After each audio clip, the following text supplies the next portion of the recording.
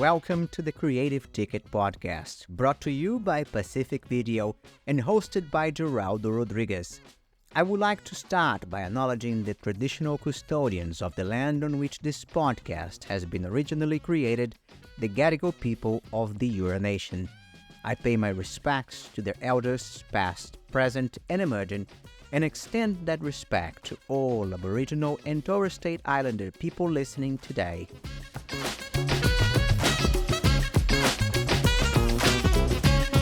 Danilo Gambini is a theater, opera, and musicals director. He's currently the Associate Artistic Director at the Studio Theater in Washington, D.C. He has directed more than a dozen productions in the U.S. and in Brazil. He went to the University of Sao Paulo and to the Yale School of Drama.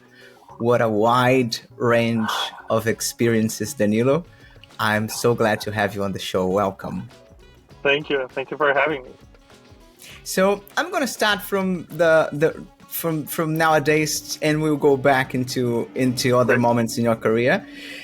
You became the associate director for the Studio Theater in Washington, D.C. How did that come about? Oh, yeah. So then how do we start there and go back? So the truth of it is the reason why I moved to the U.S., and this was in 2017, was that I was really struggling in Brazil to just establish myself as a working director that would make enough money to have the life that I wanted. I think this was the crux of my career at that point. I was turning 30, and it was a moment when I had somewhat of a career in Brazil, and it hit me that even though I was doing very exciting work and working with people that I loved and respected, I wasn't making enough money in my career, and I couldn't really see a way through. And so then my journey of leaving Brazil was to try to figure out a sustainable way to be an artist, financially sustainable way to be an artist. So ever since I got to Yale and to the US, I was always looking for ways to have just a sustainable career. And one of the ways to have a sustainable career here in the US, because the freelance life is also hard over here, is to have an administrative position. And in artistic leadership, there's a lot of space for you to be an artistic leader, meaning having associate artistic director positions or artistic director positions, which is what I am trying to get to in a few years. So ever since I left grad school at Yale, I was looking for the opportunities to become associate artistic director, which I did, eventually becoming another theater in New York, Rattlestick Theater, and I worked there for 3 years. I stayed as the associate artistic director there for a year, but as there were some transitions happening at Rattlestick at the time, I was looking for bigger theaters and other opportunities to grow as an artistic leader, as an associate artistic director. And I had already somewhat of a relationship to this theater here in DC. The position was open, and I interviewed and got the job. So this happened a year ago, like a year and a little bit more. It was February, March 2023. So I've been here for a little over a year. And how does it work in the U.S.? Are those theaters state-funded? Do they have donors? Do they rely on ticket sales? How does it work over there? Yeah, it's not state-funded at all. There are some funding that comes from state, but from the state or federal fundings, but those are not, they're actually minimal compared to the size of the budgets of the theaters. They are mostly based on ticket sales and on individual donors, the vast majority. And you can, like, if you try to just understand American theater, there are some systems, right? Like there's the commercial theater, which is what we understand of Broadway mostly, and tours and some off-Broadway shows. And there is the nonprofit. So this is the for-profit theater, and there's the nonprofit theater, and a big system that they call the regional theaters. There's also a league of regional theaters, which I think now, I don't know the exact number, but around 80 theaters across the country that have the system of that are organized around like having a season per year, and the season goes from around September to May, June. And they have a number of shows per season, and each theater has their own size. But they're all nonprofit theater, meaning that they are also based on donations and on ticket sales. And of course, different theaters also like fundraise in different ways. There are also educational programs that can help with some financial offsetting the costs, and multiple other ways. But it's not funded by the government at all. And I wouldn't say at all because there's some funding, but the majority is other ways. Yeah. as an associate artistic director, Mhm. what are your tasks? What are you supposed to do? What do you have Yeah. to do? Yeah, I think I can start explaining my position, explaining, the artistic director, right? Like the model of regional theaters in the United States as it is now. It's a model that started 60, 70 years ago. Uh, but how it is now is that is dual leadership, the majority of it. Whenever I say this is how it goes, you can like see all of the exceptions or differences.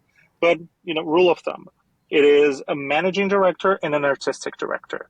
Meaning the managing director will take care of theater as a company, theater as a business, theater as right? And the artistic director will deal with all the artistic endeavors, meaning planning the season and hiring designers and responsible for casting and for the directors. And then for the overall artistic production or the artistic output of the theater, and even the artistic identity of the theater. So, does this theater produces more musicals or more straight plays or like classics or Shakespeare or a mix of it all or new plays? Do we develop new plays or all like the sort of like the artistic identity of the theater and everything that comes with it lies on the artistic side of the theater. And the artistic director is responsible for all these decisions. Then the associate artistic director is second in command in a way. So I also am responsible for reading plays and proposing plays. Usually, again, not always, artistic directors tend to be directors, sometimes actors, sometimes designers, not always. It can be sometimes managers or other inclinations. Again, rule of thumb: my the artistic director of my theater is a director. The artistic director at Rattlestick, my previous theater, was also a director. Uh, so sometimes it also comes with directing inside the theater. So the artistic director usually directs. If they are a director, it happens at studio, and then the associate sometimes also directs, which happens here as well. I also direct inside our theater. Um, and then I'm responsible for, again, putting together teams, brainstorming teams of designers.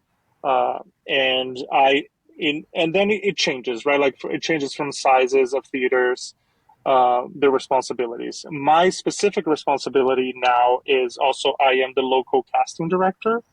So all the castings that happen in DC, I am the casting director. I also oversee the castings outside, which we also go to New York to cast actors in New York, but then we hire a casting director from New York. I lead all of our community engagement programs, so student matinees or whatever, or programs that are guided towards having a deeper, more significant conversation with our community. So establishing connections, community or institutions to our place, to our programming, or to our theater. Um, so this is basically and I'm the main liaison with the theater and the visiting artists. So officially I'm the supervisor of all the visiting artists. So whatever problems or situations that the visiting artists have in our theater, I am the person that they come to solve them. Um, and again, in when we are previewing the show and rehearsing the show, I am also an artistic liaison. I can come and give feedback and help out with whatever challenges that they are having, mostly focused on the directors, but I am here to help with everything. Amazing. Other things that Danilo, I do, again, just because I start saying, like, I scout shows, so I watch shows in New York to see what shows we can bring here, and I watch most of the shows in DC to see what actors we can hire or designers we can hire, and sometimes, which is going to happen for the first time this year, I also scout internationally. So I'm going to be going to Edinburgh Festival, which I'm taking one of my shows, but I also am going to be scouting shows at the Edinburgh Festival to bring them to DC. That's fantastic. Sounds like a lot of work, sounds like a lot of fun. And it strikes me, Danilo, not that I'm surprised, but it strikes me how immense is your passion for the theater, because that passion took you from one country to another. And on that second country, it took you to a leading role in a very, let's say, important institution in Washington. Now I'm going to take the path to the past. How did that passion come about? What inspired you to become a theater director? And as a theater director, I think I had like directing in me ever since before college, honestly. When we were doing high school projects in film, because that's how I entered the artistic world. Uh, when I would be, and I think this comes from my personality, kind of like trying to always control and command. What Uh, is your zodiac sign? I'm an Aquarius, rising the cusp of Aries and Taurus. Who knows? My So rising sign. not that controlling, maybe. And then Can again, I be. am. So I don't know what to say. So maybe, yeah. uh, it's so funny because when I was at School of Dramatic Arts, which we both attended, one of my best friends, she laughs at me up until till this day. Once I just told her, like, if people just did what I told them to do, things would be so much easier. And I said it like making fun of myself, but also sort of. I actually thought that this was right. Just trying, like at that moment, I was one of 20 actors in the class, in the cohort, uh, in which I did not have any institutional power whatsoever. So I just needed to convince everyone to do what I was saying instead of just having this as a given, which really helps nowadays. Um, but I think this was it. I this is what happened when I was like in my high school years. I got into college for film school at University of Sao Paulo and always wanted to be a director there. But when I changed into studying theater, I stopped telling people that I wanted to be a director because before I got into the School of Dramatic Art as an actor, I was in another conservatory called Indaki, um, and there I told people that I wanted to be a director. And I really perceived that I had a lot of challenges as an actor because I was training as an actor, and the teachers wouldn't invest time or energy in me because they were like, okay, but you want to be a director, so come sit here and watch. Um, and that frustrated me intensely because I didn't want to like I faced the I wanted to overcome it. I didn't want to like just give up and sit and watch.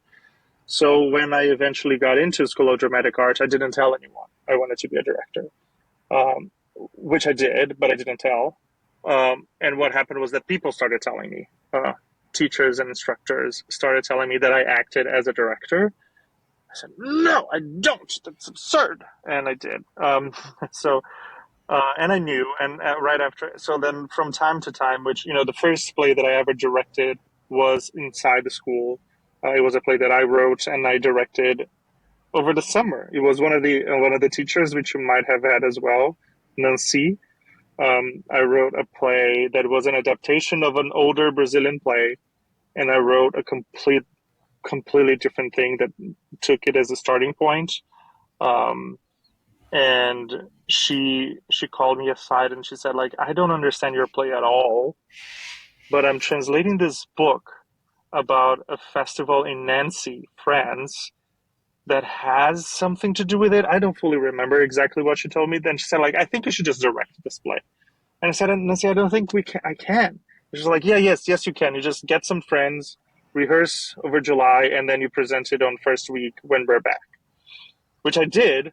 Um, and it was actually the best experience I had in school because most teachers came with one exception. Um, and I was very confident in the show. I was like, and then I had all the feedback because the teachers were very, very strong and harsh in the feedback, but I felt confident and I was like, oh, it didn't attack me as I felt attacked as an actor. It was a very interesting difference. Um, and it really shipped when, like I said, oh, I understand your opinion and I understand where you're coming from, and I'm actually trying to do something that is not that. So I felt much more confident and tranquil, if that it's even a word, as a director than as an Sure. actor.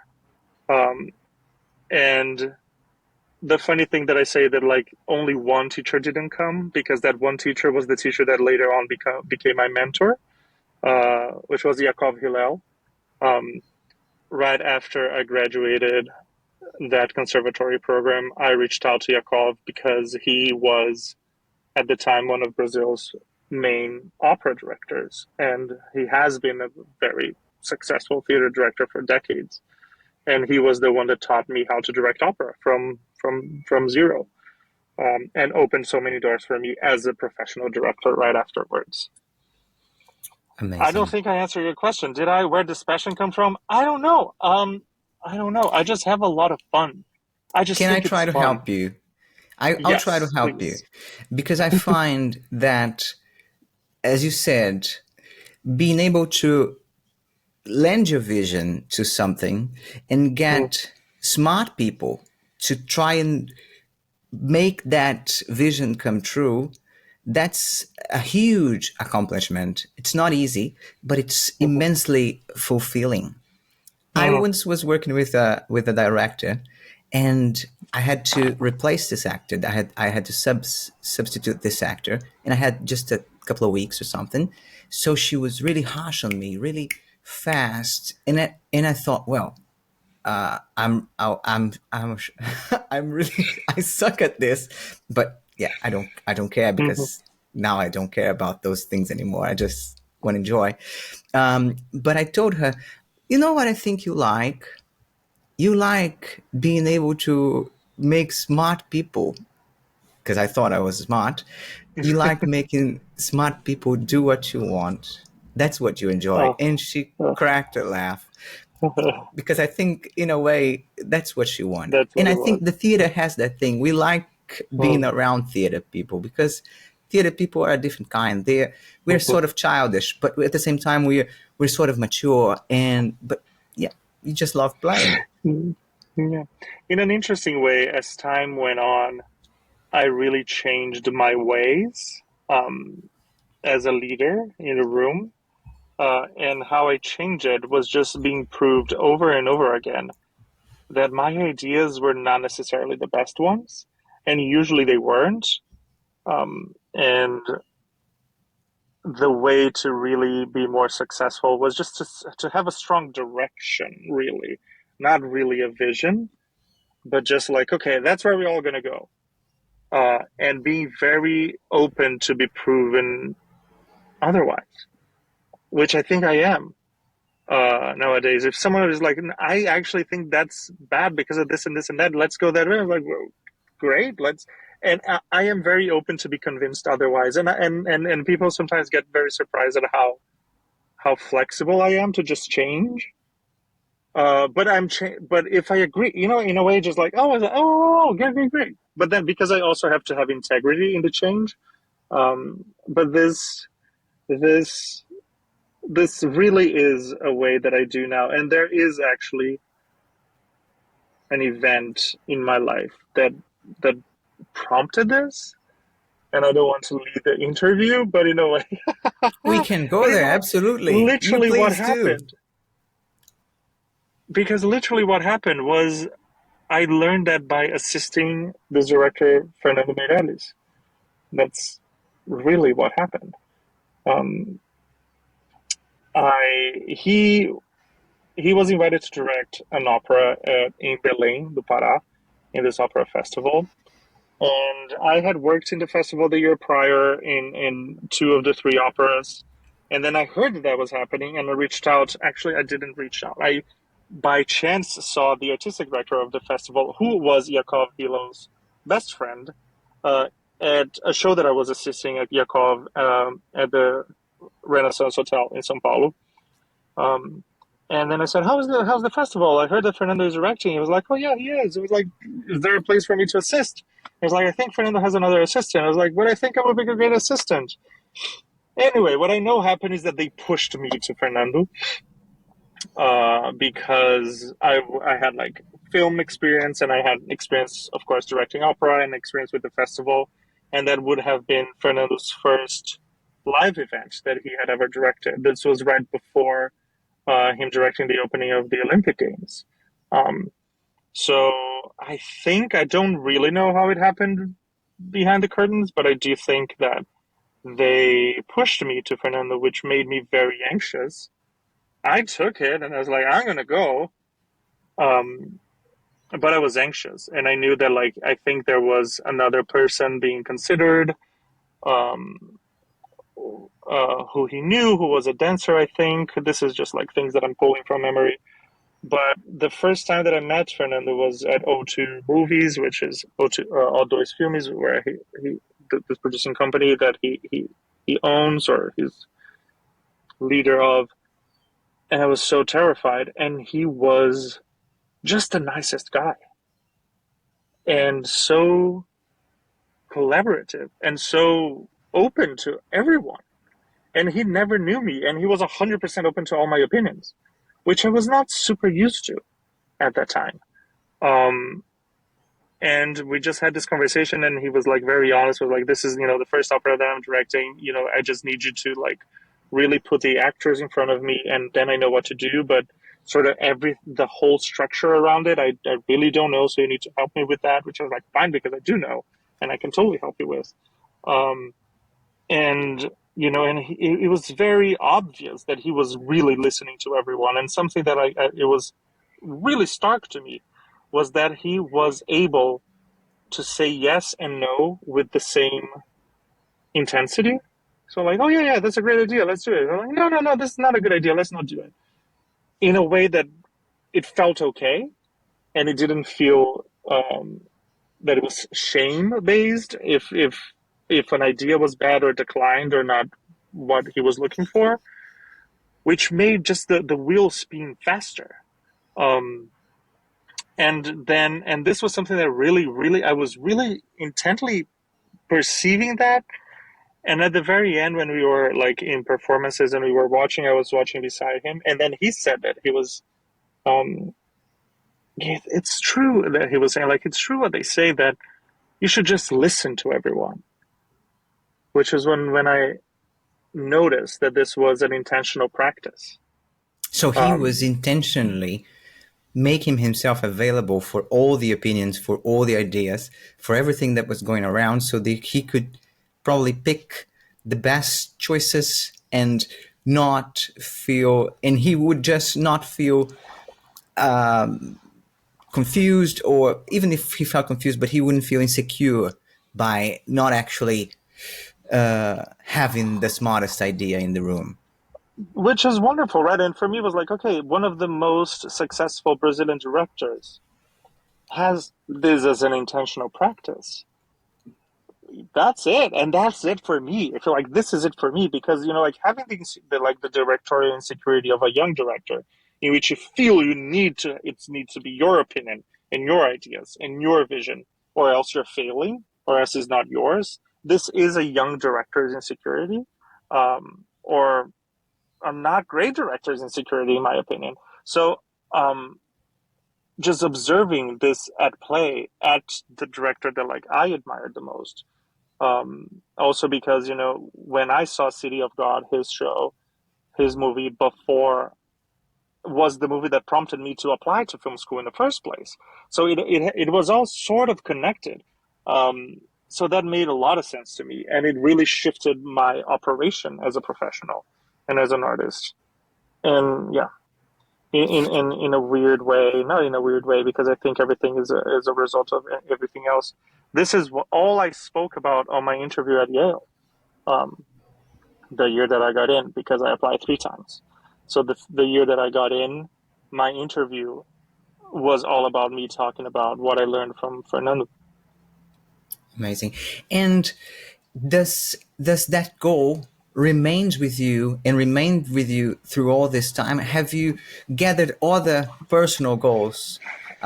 Because I'm not sure if it's the same thing, but it makes your work and your personality work together, because Mhm. you have to be open in a personal level to be able to lead and to choose and etc.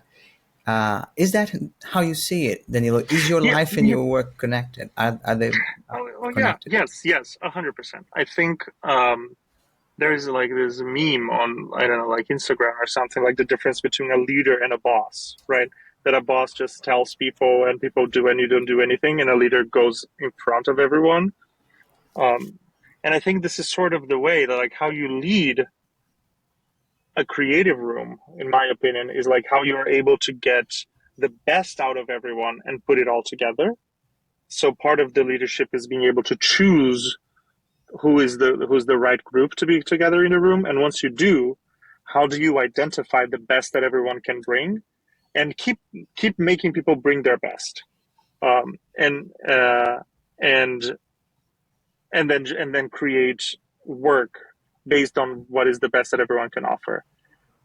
There are different ways to do theater, right? Like there are directors that would demand or like that there's a training curve, or like let's work on your weaknesses, or and which is and this can be a way as well. Like the way that I think I operate as a leader is just, that's the thing. I just try to create the environment first that is collaborative, and really inspire people to be free to do their work and free to fail without shame, and free to collaborate also without shame, and then being open to say yes and no with ease, when like saying like no, no, not no because it's bad, it's no just because it doesn't fit. So I think this is always how I approach whenever I decline an idea. It's never because, oh, this is bad, or this is, it's just because it just doesn't fit the thing that we're building. And do you take that approach to your more managerial work, to the practical side of things? Not saying that that's not practical, but into that other side of things where sometimes bureaucracy or protocols have to be put in place, or is there a difference between the creative work and that other type of work? Because I'm Yeah, thinking the listeners that are not in the creative business, they might feel inspired, but they might say, yeah, but that works really well in the arts, mate. It's not going to work mhm, here in the office. mhm. Yeah, I think the difference, there are different tools or different aspects of my personality that are articulated in both spaces. But what I'll say in like in the admin space, one thing that I thrive in is in structure. I just like to have structure and clarity. Once I heard someone saying, I don't know who it was, I should know that clarity is kindness. So being clear about expectations.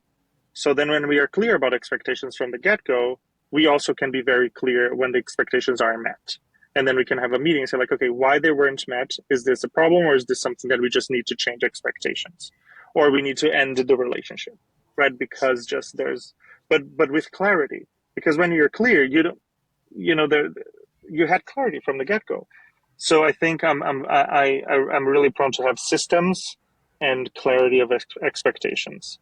This is one thing. I think the other thing is also uh, seeing problems not as roadblocks, but just as just the flow of how things go. On just my producerial work, it happens very often that a designer needs to leave, an actor needs to leave the production, or things happen all the time. And I really stopped viewing those things as problems, but just like, okay, great, you needed to leave, fine, we'll find someone else. Sometimes the problem is like, okay, we need to find someone else. It just happened twice today, honestly. I had one actor drop out from one project and one designer drop out from another project. Both projects start, they're different projects in different places, and they start both in 2 weeks, which is, it's not a lot of time.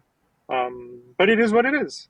I just, okay, let's find another actor. That's all you need to do. We need to ask for more tapes, and we need to do it, and we need to solve it by tomorrow to send an offer for Monday. And the same thing with the designer. I sent three people the script, say, are you available? Are you interested? Read the script. Let's talk tomorrow.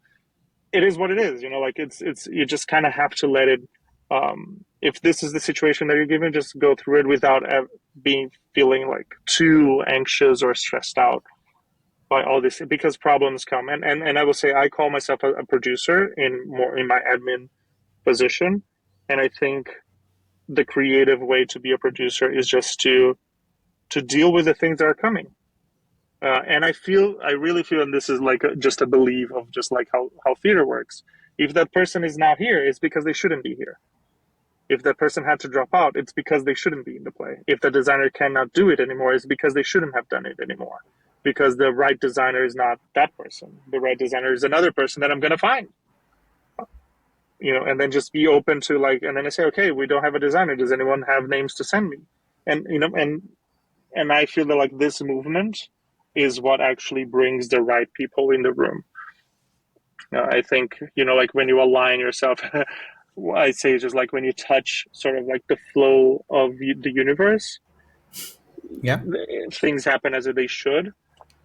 So I don't regret too much, or don't get too attached. If someone needs to leave, it's because that's what is supposed to have happened. And how did you reach that understanding? Is that something you always had in yourself, some sort of sensibility towards this natural confidence in your passion? Is it part of the artist's process, the artist's path, to look for those things that will bring some sort of understanding? I'm And not on sure. that It same feels, yeah. and on that same note, because as a director, you've spoken about being open to different views, different people, and different ideas, and at the same time, I imagine you are also open to the material you're working with, and the material can be extremely funny, but it could be extremely dark and painful. Is that part of your process to delve into whatever the material is, so you can help so you can Mm-hmm. instruct and share your direction with the team?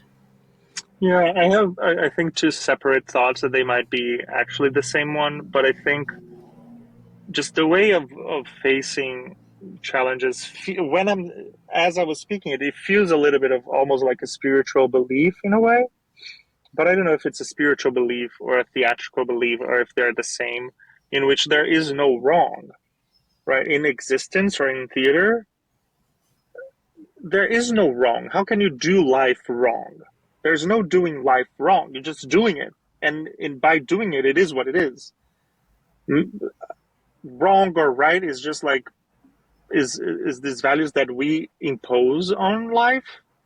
They're not actually real. Life just is. Things just happen, and things on stage, they just are what they are. We can say you forgot a line or missed a line because we set up the expectation that you have to say those lines. But what happened happened. So what happened, it is what it is. It's perfect in its own existence. So that's a little bit of how I see existence, as things are perfect as they are, and being good or bad or right or wrong are things that we impose on top of them, right? So I don't. That's the thing. So I don't actually think there's right or wrong. It's just how we expect things to be, or expect things to go. Then it's on us, not on the thing itself, or not on existence or reality or theater or whatever on itself. So I think this is a little bit what speaks to my belief of how I operate. And this is me just post intellectualizing it, right? Like what I actually do. But speaking of just how to deal with subject materials, I think there are two things. One thing came from Yakov Hillel, this mentor, which he said that you have to listen to what the play needs. It's not what you need from the play, is what the play needs from you. And this I have developed for myself more structure, in which I investigate what is the language, or what is the idiom of the play, and what is the theatrical device that it asks me. So again, the idiom of the play can be comedy, can be farce, can be political, can be realism, can be naturalism, can be, so this is the idiom of the play, can be, like whatever, poetic. There are so many idioms that the play can have. And then the device. So is the device a fourth wall? Is the device clown? Is the device movement? Is the device chorus work? What is the device, the theatrical device that we need to create to tell that story? And so like I these are the two things that are more aesthetic. And in the same way, is like, okay, when we deal with the substance of the play, in English, I think it makes more sense than in Portuguese, that it has to have the sense of play. So it has to have the sense of voluptuosity.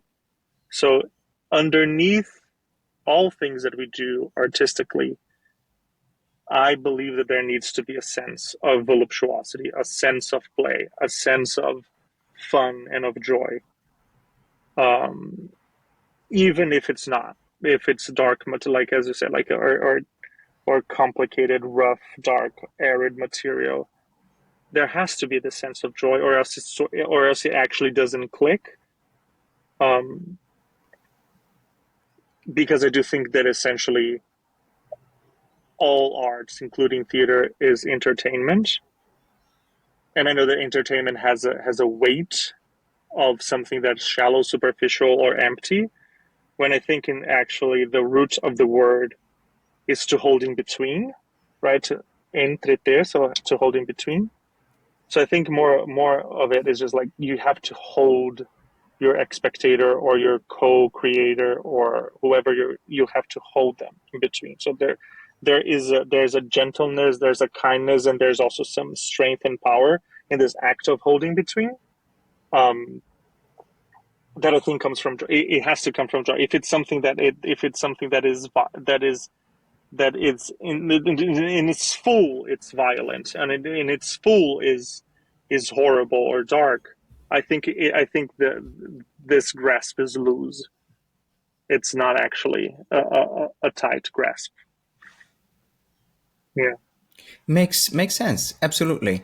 And in that sense of entertainment, which is, as you said, it could be misrepresented, misunderstood as some sort of shallowness or yeah, anything of that sort. How do you entertain? What do you find that leads you into believing, yes, this is going to be entertaining for an audience? Is it the how things intricate, how things integrate? Is it planting and telling something and then making a promise and then fulfilling that promise later? How do you find that sort of hooks to keep an audience engaged? And I would write notes on this one. I have a thesis that I go by, which is that all of us humans, we are on our daily lives worried about the small things that are very significant, like doing our jobs and making money and eating. Like how much energy goes into eating and just going to the bathroom and driving and so like all these things that are like all the small parts of our daily lives, which actually makes up to the vast majority of our lives. All the things, brushing your teeth, talking to your friend, all these things are a lot of very small, not super significant things that pile up into the vast majority of what our life actually is. This is one information. The other thing is that I think all humans have the depth of the infinite depth of just wondering about the big questions. What is time? What is infinite? What is love? What is God? What is sacred? What is happiness? What is justice? What is like these big questions that we all contain. But all the smaller things in our life just take over the majority of our space. And I think art, and therefore theater, is an opportunity for people to face the bigger questions for a while, to face what is love? What is love to me? What is my relationship to family, ancestry, my parents, myself?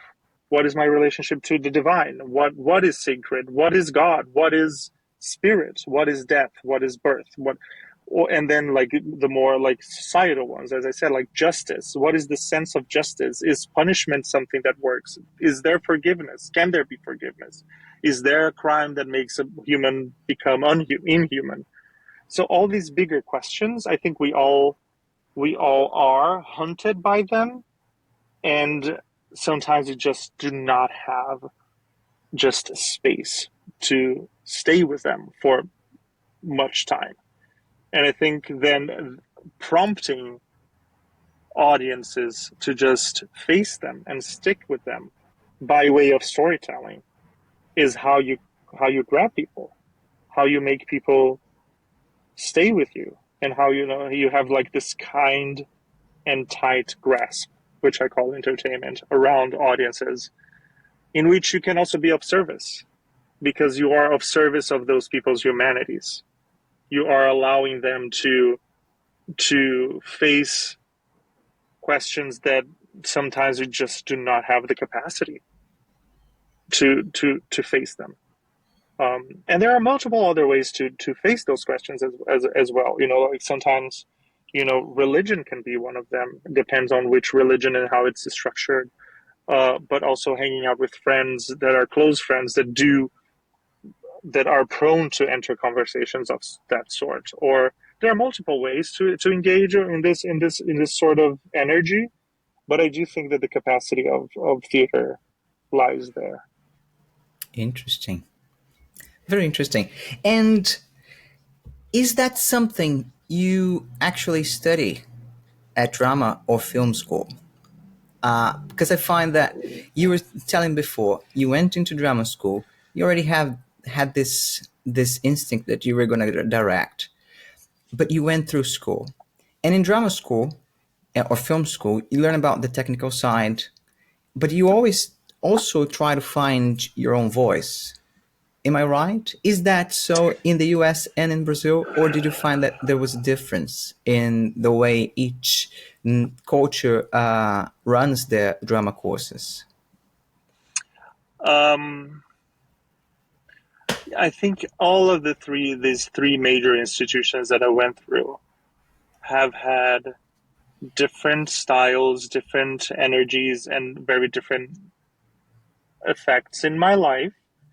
And I can try to describe them, which is an interesting way and thing that I don't think I have ever thought of this way. But um, film school I was very young, so I was much more worried about becoming free from my family and my parents and the expectations of me that came from high school, or like the training to go through the test to get into the college, um, and then learning myself as a possible artist.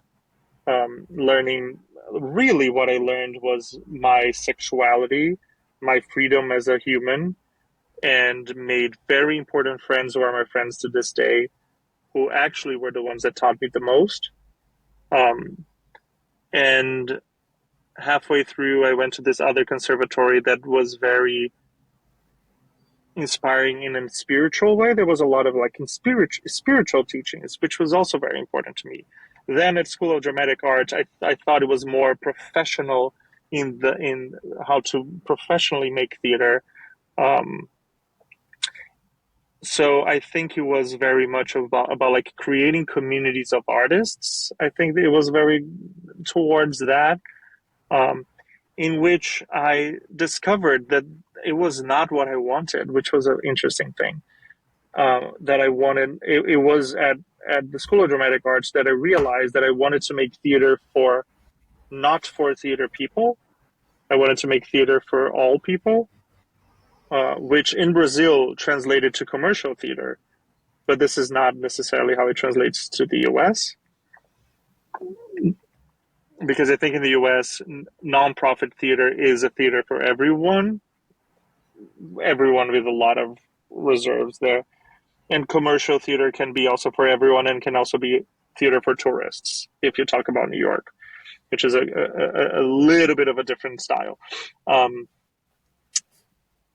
but then, yeah, I'm trying to organize my thoughts. And at Yale School of Drama, it was really, really, really a professional training, like how to behave, at least the directing program. Not all programs are the same, but the directing program was really how to behave and exist and be and as a director in the United States, um, and in the system that is in place in the United States.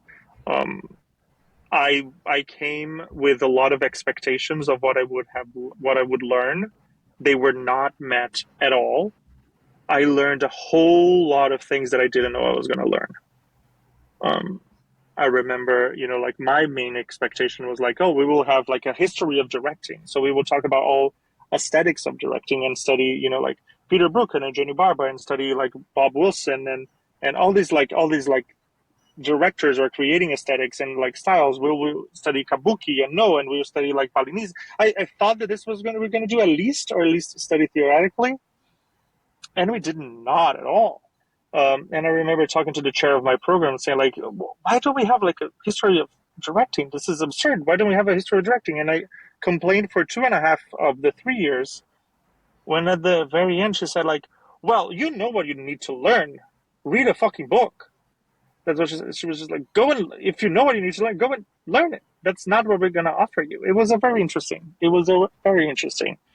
And is program. that Yeah. is that is sorry to interrupt you there, but is Yeah. that part of the US culture to provide you with the pragmatic thing that might get you the next gig and leave the sort of theoreticals so that you can learn that by yourself? Is that how it works over there? Because I'm interested also, uh, as both of us came from Brazil, we're in different countries, and we're able to Hmm. see those differences. And I keep Yeah. asking myself, what did we have in Brazil, and what do we have now that we are in a different country? Um, I think the exciting thing is what a friend of mine calls the immigrant privilege of us knowing two different cultures is that we can compare and nothing is like, oh, this is just how it is, because like, oh, there's another way that this is how it is, which is a very interesting way to exist as an artist also. um, but I don't think this is the clear division. I think if there's anything to say that there is a clear division in theater, the US and Brazil, is that theater in the US starts with realism. It's the base of where it all starts. Um, it's why is why the United States is so good with realism and is so good with and it's the aesthetic that dictates Hollywood, uh, and also dictates theater here. Like theater here is like realism based. It starts there, and if it goes, it can reach the same place, but it always starts in realism, and it's not the truth. At least from Brazil, the Brazil that I grew up in, we don't start with realism at all, and sometimes we don't. Even if we want to reach realism, we don't get there.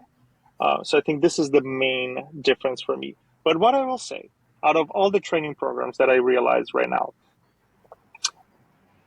I learned it all from the people that I was with the program, not necessarily the teachers.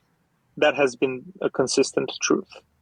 Um, that the people that made me a better filmmaker were the friends that I made there, same as the better actor and same as a better director. And a better director while at Yale, it was not only necessarily the other directors, but the actors, the dramaturgs, the playwrights, the designers that would hold me accountable to the art I was creating. Um, I think this is the consistent truth. That by always trying to, and this was my pursuit and keeps being my pursuit of like trying to get at the best training programs. The best training programs were actually spaces that had the resources and the people in it, and the people that were going through the program, not necessarily the instructors or teachers. Even though, of course, there are a lot of very valuable lessons from teachers, but I don't think that what actually formed me were either the institutions or the teachers. It was always the people that I went with. So one of the things that, or the most important thing, would you say would be the commitment that the players had, that everyone in the room had, because they were there, and for them that was really important. And holding each other accountable, right? Like if people are trying to do their best work, you need to be doing your best work as well, or else the other person cannot do their best work, and they will like say, well, you need to rise up, you need to rise to the occasion. And I think everyone pulls each other up. I think I think this is what makes the actual difference, and this is what has always pushed me to be better. And it keeps pushing me, I think, now, because I continue to want to associate myself with people that I see excellence or the potential of excellence in.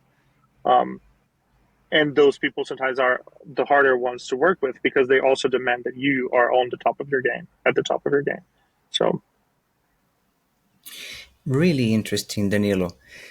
I'm gonna take a turn now, and I'm gonna ask you to talk a little bit about De Mi Madre, one mm-hmm. of your most recent works, where you were, if I'm not wrong, nominated for numerous awards, and in which you collaborated with Arturo Luis Soria, and this plays about his relationship with his mom, and as you've described, as a ritual of not sure if it's peacemaking with your ancestry, or at least having an honest conversation with your ancestry.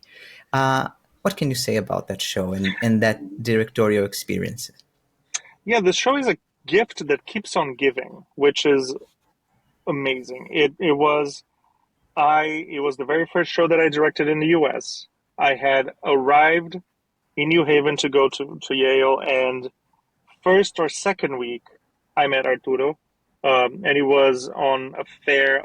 It literally like a fair, was like a lot of tables of affinity groups.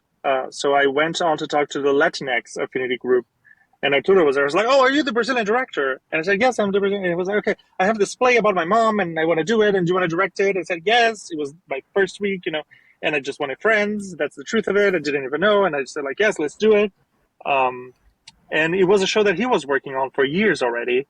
Um, and it's a show that the literal device is that he dresses up as his mother and tells the story about their relationship from the point of view of his mother. Um, so we and it was because he had worked on the show multiple times. It started with him just reading papers and letters from his mother and his diary, dressed up in a dress and drinking a full bottle of wine. That's kind of how it started. It's sort of like an improv thing. So the show had all these sort of like very amazing anecdotes, and it had some like reminiscences of all the framing devices that the show carried. So like once upon a time, the framing device was when his mother was on like on a hospital. So we started with like the beep beep beep, which I said no, we don't start there because you're killing your mother. Because if you start there, you end with the beep, right? There's no way out. So it's like this is just a device that I really am not interested in. It's just too stereotypical for me. There were like I think there were like three or four um, of these devices sort of meshed together in this like I think there were like 200 pages of text, um, and I started engaging with Arturo with the question of why do you keep doing this play? So I think at that point he was doing the play for 9 or 10 years on and off. And I said, this play is very horrible to your mother, actually. Why? Um, and of course he didn't have an answer then. But what I said was like, you need to forgive your mother. You really need to forgive your mother and move on. So if we want to do this, let's do this as a ritual of forgiveness. So the intention on which you start this play, every time you perform this play, is to say, can I retell all of these problems or all of these traumatic events that you went through with your mother, in order to every time that you re-examine it, you try to forgive her. This was how we started working together. The other thing was his mother is a Brazilian immigrant. So she went first to Italy and then to the United States. But then the Brazil that existed in the play was a Brazil of the 70s. And I told him, like, this Brazil doesn't exist anymore. The things that you think are Brazil, they are a Brazil from many decades ago. So this is not Brazil. What I can bring you is what Brazil is now. And in this sort of like in the same vein, what I brought was Umbanda. It was like I was really practicing Umbanda before I moved here. And I said, if we are doing a ritual of forgiveness, I think this also should be a ritual to Iemanjá, who's like the mother Orisha, who's also the Orisha of the sea and like Brazil's like main Orisha. So like let's do this as a forgiveness ritual to Iemanjá because it's the mother. So like you're like talking about like a mother. So then this also cracks open the whole thing that like is Betty, who's his mother, at the beach in Ipanema where she lived. And now I'm not sure if she lived in Copacabana, but it's set in Ipanema actually. No, it was Ipanema. That's correct. So this was another way in on how the play was shaping up. Well, what happened was we write the play, and then we did the first performance us together, right, at Yale Cabaret, which is a theater inside Yale School of Drama that is fully run by students, and it was successful as a play can be inside the school. And it kind of like it really bonded us because, of course, directing the show, I got very intimate with his family and his mother, and then I met his mother who came to see the show. She always comes. So we started working there. We then took it to like a small festival in New York while we were still at school, and then eventually, and then the story like goes on because I've been with the play for 7 years. But what happened was then I started working at Rattlesnake Theater, which was this off-Broadway theater, as a directing fellow. And then COVID hit. I was a directing fellow during COVID. And the show that would reopen the theater, the artistic director was looking for a solo show because of COVID. So we couldn't have many actors on stage and etc. And this was a show that she had heard about from me and from other people. And the show was ready. The show was ready to go. So it was the third show in New York after COVID. The first show was Broadway Passover, and then it was a show at the Delacorte. It was Shakespeare in the Park, and ours was the third show that reopened in New York. And it got a lot of visibility because first of all, it's a great show. And Arturo was at a Broadway show called The Inheritance when COVID hit. So when COVID hit, the show was closed. And then he came back really right with his solo show. So there was all sorts of things aligned for that show to be successful. Which it was, and like he got like a New York Times Critics Pick, which is the best you can get as a review in New York, which was amazing. It really helped for my visa project process. We got nominated to all the awards that we were eligible to, and then we won the Obie Award, which is sort of like a very, very big deal for best solo show. And we kept working together. Arturo and I are now developing his next solo show. It's called Sing Padre. It's about his brother, actually. And now this year, the new development is that we're taking it to Edinburgh Festival this August. So that's the show you're taking to the Edinburgh? Nimi Madre, not Sing Padre. Nimi Madre, we're taking to Edinburgh Festival. We're going to do one performance at the Watford Festival, which is right outside of London. And then we go to Edinburgh. We stay the whole month there. And then in October, we have the workshop development session back at Rattlesnake of his next solo show, which is called Sin Padre. So, and Arturo and I are all working also in a couple of other projects. Arturo has also like other projects of his own as a writer and as an actor. So Nimi Madre really opened a lot of doors for us, but also it really made our collaboration super tight, and it continues, it's ongoing. And Danilo, a question that I'm dying to ask you. Do you start with not the morals, but the story? Is that clarity important for you from the story? Or do you find your way around the story and you find new things and you even change what you were looking for at the beginning? Who knows? I think that's what I do. I do what Yakov told me to do, which is you just listen to the play. what I do is just like I try to listen to the play, what the play needs. I think this is kind of how I go about it, and I think some of it is just, I don't know, it's intuition or it's just my creative process. I think whenever I read things, I have some very like some strong clarities. That's the thing. I said like when I read Nimi Mare for the first time, I was like, no, she cannot be at the hospital. No, no, this is just not good.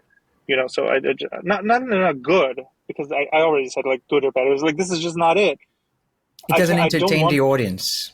Yeah, I feel like I cannot start a play with their mother when the first gesture is a sound that does beep beep. It was like I can't. I mean, for me, it was like that's not it. I just felt that is not what it is. Because then when you do that, immediately the only thing on people's mind is the beep. There's no escaping. Yeah. Right? There's no escaping. You know what the end's going to be like when you start like that. Yeah. Yeah, the other thing that I really resist that I don't do, unless like, I haven't done yet, when it's just like 10, 9, I'm done. Because I'm waiting for what's going to happen when it reaches 1. So I'm not in the moment anymore. You know what I mean?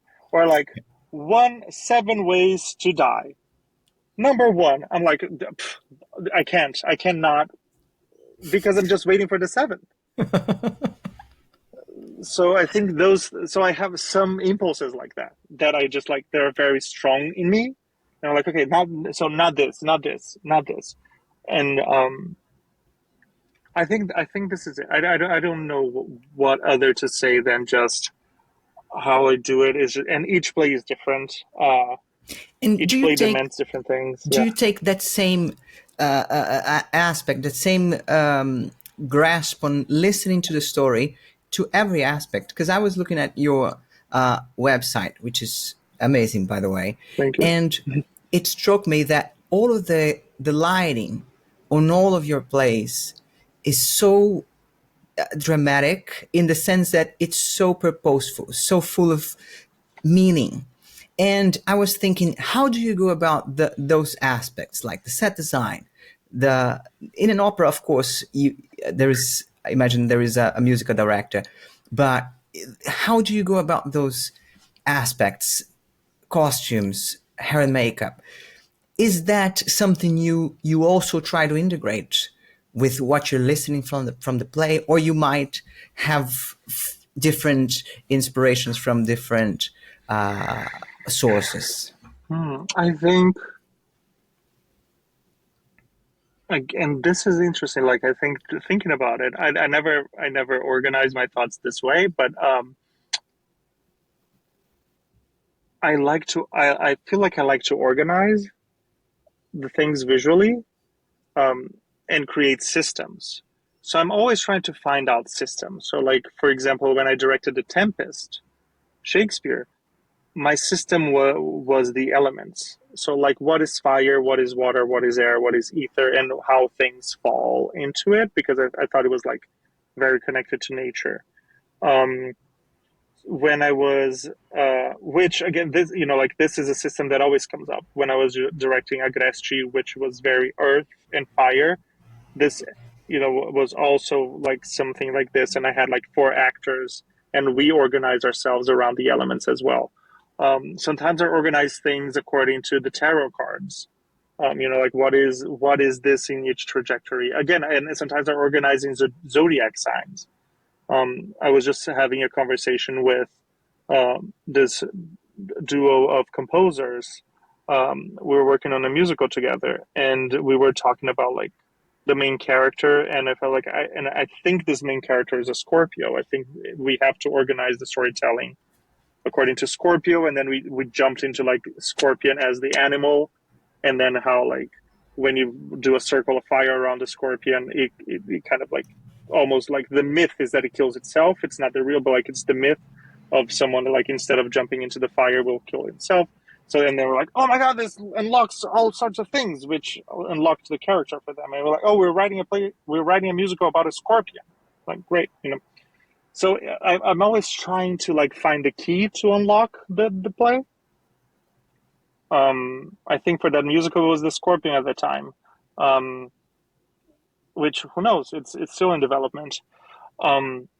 So yeah, I don't really know. I think it's just like trying to find what is the way in, and it can be multiple ways in. Um, and I think and then of course it goes into all the other aspects. It goes into set design. Set design, of course, for me is the first, is how do you craft the space. And I tend to work often with the same set designers just because they understand what I need. Is just like because there's a lot of explanation of like how do I need spaces and organizing spaces. Um, so I think lights then go with it, how I organize spaces and how people behave in space. I don't know if this answers your question. I think this is just some ramblings. No, no, it does. It does. Mm-hmm. Because I actually find that you're you're telling me it differs from one process to the other, from one show to the other, and Mm-hmm. you have to reach out for anything that you see that relates to the substance material you have and that makes sense, so it integrates in a way. Yeah, and sometimes it doesn't come from me. For example, when I was doing this opera called The Rake's Progress, I was, because I also have like a preconceived impulse with opera whenever I direct operas, which is I do not want it to be elitist. Meaning, I don't want anyone to feel that they need to have any previous knowledge of the opera before coming to watch the opera. This is a given for me. I resist and I disagree with that. So this is one thing that I start with whenever I'm directing operas, and everything, but opera specifically because opera has sometimes this weight, depends on where you're doing it. Um, and I was having a really hard time to unlock this opera. Really, a really really hard time. I was like, I don't really know the way in. I don't know, and it was I think the hardest one to crack. And who cracked it for me was my set designer. She first showed me a design that I did not respond to. I was like, this is not it. This is not it at all. This is not it. This is not, no, really. That's not it. So, and I said, like, it needs to be bigger, bolder. It needs to be whimsical. It needs to be wacky. I think it has this, it needs to feel like that. So then she brought up, after like a couple of weeks, a, something, it was like a castle of cards. And that unlocked the opera for me. Because the main character, there is a scene towards the end of the opera that he's playing with the devil, like a cards game. And then and I was like, this is, it was kind of obvious and I didn't see it, but that's the thing, it's gambling, it's cards, and then like it became also tarot, as I mentioned it to you. So the whole concept of it was cards as a symbol of fate and destiny. So like the floor was like a card on the backwards, and it was sort of like structured like as a castle of cards, the whole staging of it. um so again, it's just trying to find the way in, and sometimes it's much harder, sometimes it's much easier, um, or sometimes it's immediate. Sometimes I really know what it is, and sometimes it takes a while, and sometimes I cannot find it. Someone else finds it for me. So yeah. And if you had as we always have constraints, but if you had lots of constraints, and if you were supposed to direct a play or an opera and you had so limited constraints that you have to prioritize one or two aspects at the most, what are for you the priorities when you go into a project and say, look, I'm sure I'm not going to be able to do the ideal, but at least if I get this right, I'll be satisfied. I'll be not happy, but I'll be satisfied with what I've got. Because I find that for artists in general, that's not always, but many times that's the case, because you will have constraints. You have to problem solve things that you didn't plan for, and you have to prioritize something instead of something else. For you, what are the Hmm. priorities? Yeah, I think, yeah, my answer is going to be so unsatisfactory, but because I think that the restraints are part of the creative process. Just speaking, like when I directed the opera, it was like in this huge stage where, like it's in this famous theater where, like, for example, the streetcar named Desire first debuted when Marlon Brando was 19 and not famous. Like this huge theater with money and resources and so many people and blah. And the play that I directed right before that was Agresti in like a much smaller theater here it's in the basement of a church with much less money. And I think just it's part of it. I think the restraints are part of it. You never have it all. Even like in this difference, of course, I face the restraints in Agresti, and I also face the restraints in the opera, in Rake's Progress, and because they're always there. Because if the thing is bigger, I think what I'm trying to say is that I always go to the limit of what I have, and try to push it a little further to see how much further I can go. So that's the thing. If I cannot have like equity union actors, which I couldn't at Agresti, great. That's what it is. So we're gonna find the best non-equity actors here that can do this work. And if I cannot have that many light instruments, great. We're gonna like I know that like there's two gestures of lights that I need to have the proper instruments for. So I brought it up from the first design meeting. I need to have that sort of thing and that sort of thing. All the other things I'm flexible. So and then for the actors, right? Like he was like 4 actors, and I said, "Can I have 4 actors and a musician?" And then the artistic director was like, "Oof, that's hard. I don't know if you have the budget." I was like, "Fine, let's not have a musician." So we don't have a musician in this production, which would have been a very different production. It doesn't mean that it's better or worse. It would be just very different. Again, in the Rake's Progress, the first design had a turntable in which this castle of cards were turning. And then we budgeted it and we couldn't do it. We were like 4 times the budget. Okay, cut. We don't have a turntable anymore. Now we have a static thing. So I think it's part of the creativity. I don't think it's a satisfactory answer, but I think this is what it is. I think it's. But it I is. don't think I let go of any. I let go of any aspect. I just deal with what are the limitations in the best way that I can. Danilo, I have many more things I would love to ask you. I would love to talk about. We are running a little bit over time, so I will stick to 2 more questions, which I'm dying to hear. Yeah. And the first one is, how do you compare Danilo from 2009 that directed Casa Fechada Coração, Closed House Heart? Is that the right translation? In Portuguese, it would be Coração Casa Fechada. In Coração Casa English, I Fechada. translated Closed House Heart. Closed House Heart. Yes. Yeah. That directed Closed House Heart to Danilo from 2023, 2024, that directed the Rake's Progress, a big opera. How do you compare those 2 directors, those 2 persons? Let me think. How was I? I think there are a lot of things that stayed the same. I think I had and I kept some sort of joy of just doing it. I really have an immense pleasure of just staging and working with actors and seeing things come to life. It brings me a lot of pleasure. It continues. I think I've grown a lot in confidence in myself. And the confidence came with serenity in a way, or self-trust that I know things are gonna work out. And then I know I can trust my collaborators. And I've surrounded myself with better and better collaborators. Not that they were very great at that time, but I think also that I learned to trust. I learned to trust more. I think that's the thing.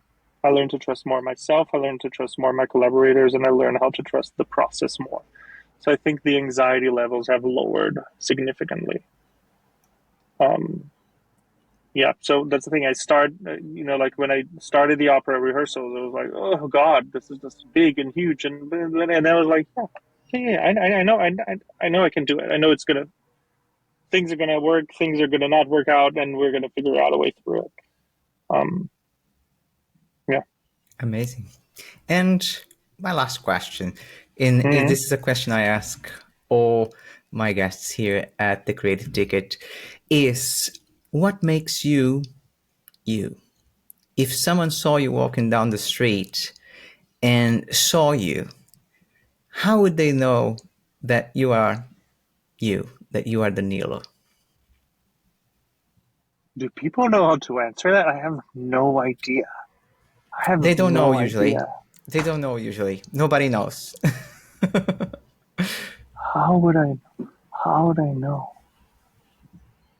Okay, I do not have an answer, but I have a different answer to a different question, which is completely unhelpful, but it brought me this up.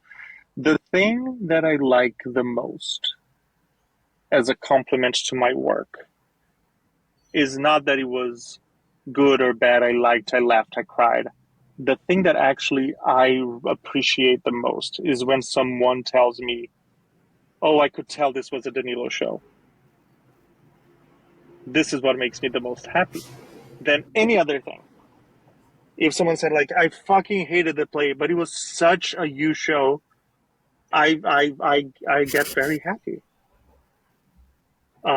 I don't know what it is of me, because if you are to ask, what is a Danilo show? I do not know. I have some ideas of what it might be, but I think this is what makes me happy. So I think I think there might be something that is an essence of me. I think there is something that is an essence of me that I transport or transfer to the plays that I direct, plays, operas, or musicals, or whatever that I direct. I think there is something. I don't know if I can quite tell you what it is. I can intuit that there is a sense of humor. I can intuit there is a sense of joy. I can intuit there is a sense of choreography, and physical organization. This is what I can intuit, but I cannot be more specific than that. That's good enough for me. Great. Danilo, thank you so much for your time. Thank you so much for being here with me. Congratulations on your wonderful career. Hope you do really well in Edinburgh and with your next projects. It was a pleasure to have you on the show. Thank you so much for having me. It was a joy. Thank you for listening to the Creative Ticket podcast. If you enjoyed the episode, please remember to share this with your friends and family and subscribe so you can stay up to date with new episodes. Feel free to reach out to hello@pacificvideo.com.au for feedback and suggestions. We would love to hear from you. Take care.